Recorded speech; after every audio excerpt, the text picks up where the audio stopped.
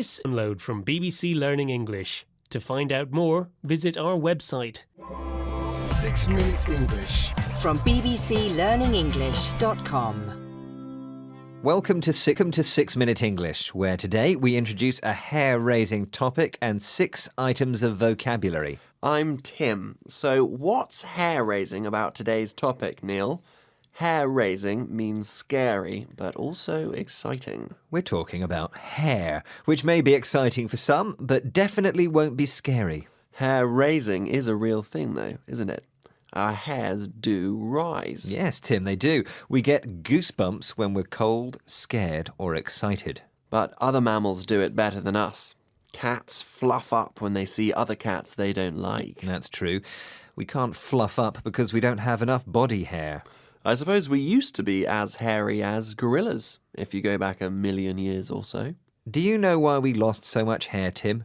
Isn't it because it allowed us to sweat more easily? This meant we didn't get so hot and tired. We could run faster and for longer and catch more animals to eat.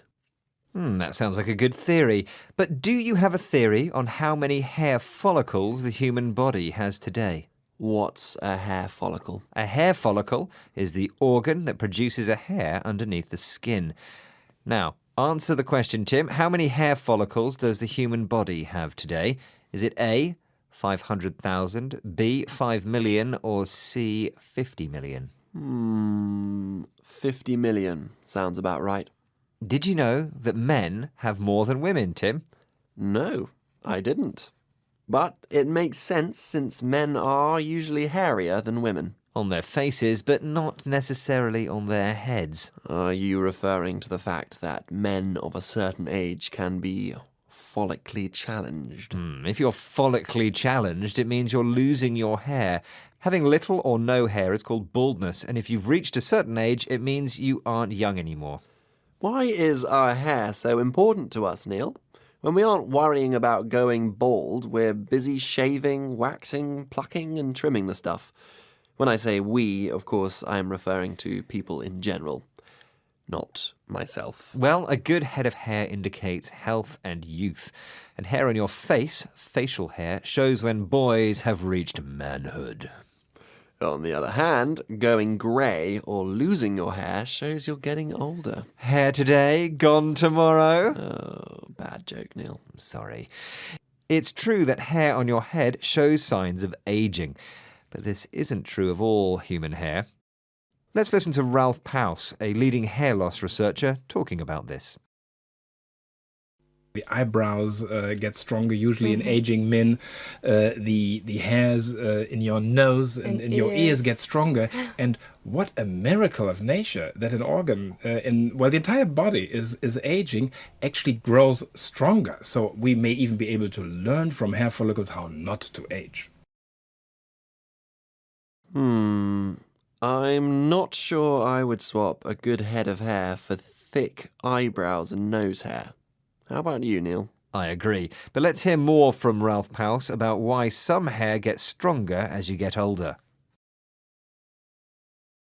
The hair follicle apparently knows some tricks that the other organs don't know. So it's continuously regenerating itself. It goes through a so-called hair cycle. And part of that we know pretty well. There are these stem cells that it uses to regenerate itself. So, a hair follicle can regenerate cells, or grow new cells to replace old or damaged ones. But if that's only true for eyebrows, nose and ear hair, I am not that impressed.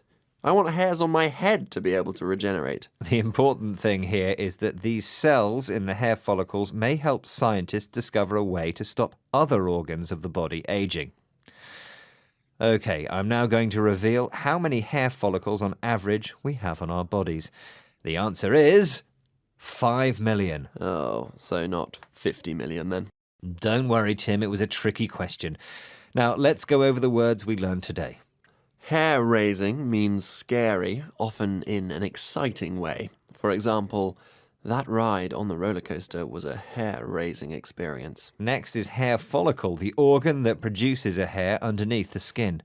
Scientists believe that stress can affect hair follicles. A number of things can affect hair follicles, actually. Age, disease. diet. Okay, but we haven't got all day, Neil. So let's move on to the next item. Baldness, which means having little or no hair on your head. My grandfather is bald and he always wears a hat to cover his baldness. Nice example. Is your grandpa actually bald, Neil? No, he has a fine head of hair. Now, if you are of a certain age, it means you are no longer young. For example, All the people at the party were of a certain age. how many of them had facial hair, Tim? That's our next word. And facial means to do with the face. None of the people at the party had facial hair. There's your answer. That's unusual, Tim. Lots of men have beards these days. Okay, our final word for today is regenerate, which means to grow again. You can talk about regenerating a range of things. For example, the council has plans to regenerate this part of the city. Regeneration of parts of the city is in progress. Regeneration is the noun.